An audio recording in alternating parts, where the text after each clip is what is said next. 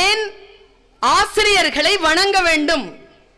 என்னை விட புத்திசாலி அவர்கள் இல்லை, இருந்தாலும் அவர்கள் பேச்சை நான் ஏன் கேட்க வேண்டும் என்றால், உன்னை போல் நான் புத்திசாலி கிடையாது, ஆனால் உன் புத்தியை உனக்கு அறிமுகம் செய்யக்கூடிய பணியை நான் செய்கிறேன், அதனால் நான் உன்னை விட உயர்ந்தவள், என்னை நீ கண்டிப்பாக மரியாதை செலுத்தித்தான் ஆக வேண்டும்.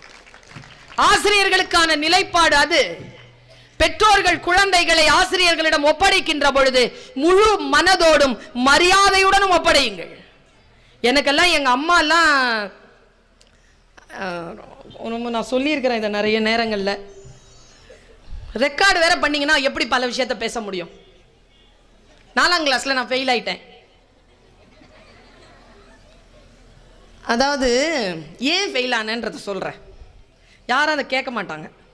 ஒரு குழந்தை ஏன் ஃபெயில் ஆகுதுன்றதை யாருக்கிட்டையும் கேட்க மாட்டாங்க. எனக்கு என்ன பிரச்சனைனா, நான்